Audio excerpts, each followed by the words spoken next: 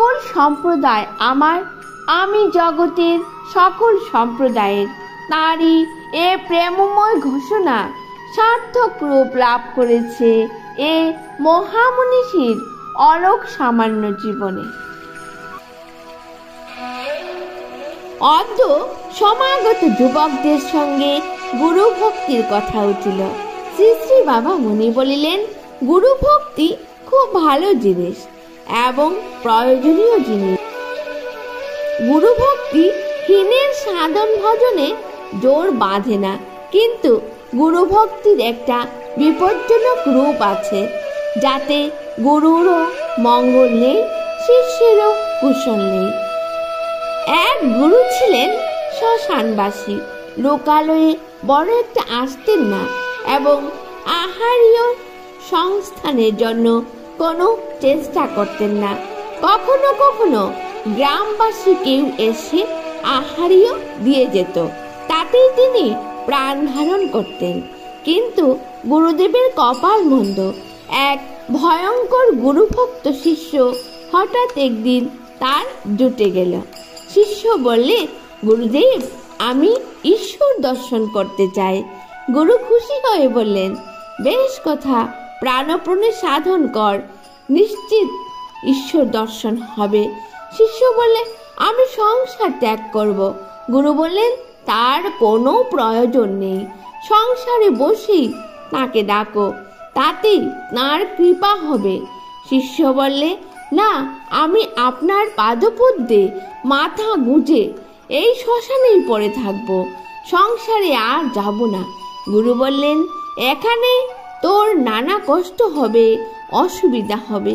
শিষ্য বললে, হোক, সব আমি সহ্য করব। গুরু বললেন, থাকবি কোথায়? এই ভাঙা মঠের ভিতরে একজনের বেশি স্থান হয় না। শিষ্য বললে, আমি বাইরে পড়ে থাকব। গুরু বললেন, এখানে আহারীয় অপ্রচুর। শিষ্য বললে, আমি উপবাসী থাকব। গুরু বুঝলেন আর বাক্য ব্যয় বৃথা, অগত্যা বললেন, আচ্ছা, তবে থাক। শিষ্য ভাবল গুরুদেব তাকে পরীক্ষা করছিলেন এবং পরীক্ষায় সে অনায়াসে জয়ী হল। ফলে শিষ্য মনে মনে একটা বিজয় গর্ব অনুভব করতে লাগলো। এদিকে শিষ্যতে এসে গুরুর আশ্রম সরগরম করে তুলল। কিন্তু গ্রামবাসীরা আগে সাধুকে যে পরিমাণে আহারীয় পৌঁছে দিত তা আর বাড়ল না। গুরু দেখলেন নিজে পেট ভরে খেতে গেলে শিষ্য মারা যায়, অতএব তিনি আধ পেটা খেতে আরম্ভ করলেন। গুরুদেব দেখলেন শিষ্য বাইরে পড়ে থাকলে বর্ষায় আর শিশিরে তাকে সান্নিপাতিকে ধরবে, অতএব নিজের বিশ্রামের স্থানটুকু সংকীর্ণ করে এনে বসে বসে ঘুমাবার অভ্যাস করলেন। কিন্তু এতেও শিষ্যের গুরু সেবার আগ্রহ কমল না। দিনের বেলায় নানা স্থানের লোক এসে উপদেশের জন্য বসে থাকে, তাই শিষ্য গুরুদেবের সঙ্গে প্রাণ খুলে কথা কইতে পারে না। অতএব রাত্রিতে যখন গুরুদেব ঘুমিয়ে থাকেন তখন সে ডেকে ওঠে, গুরুদেব, গুরুদেব। গুরু জেগে উঠে বলেন, কি রে? শিষ্য বলে, সারাদিন লোকের ভিড়ে আপনার কাছ থেকে কোনো উপদেশ নিতে পারি না, এখন শ্মশান নির্জন, এখন আমায় কৃপা করে কিছু উপদেশ দিন।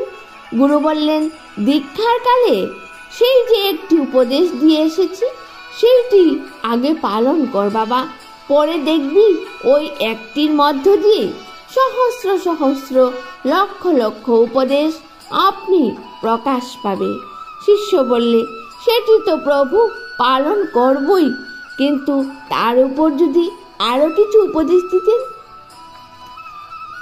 তারপরে শিষ্য অফুরন্ত বাক্য বর্ষণে শ্রান্ত ক্লান্ত হয়ে নিজেই যখন ঘুমিয়ে পড়ত, গুরু তখন ব্রহ্ম মুহূর্ত সমাগত দেখে ঘুমোবার আর চেষ্টা না করে শয্যা ত্যাগ করে শৌচের জন্য বের হতেন।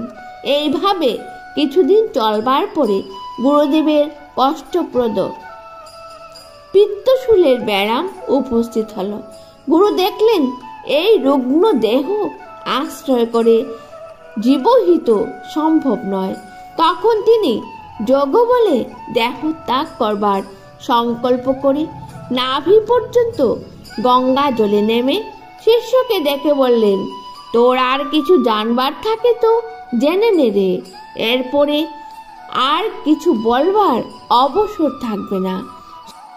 শিষ্য ব্যস্ত সমস্ত হয়ে বললে, কেন কেন? গুরু বললেন, আমি দেহ ত্যাগ করব।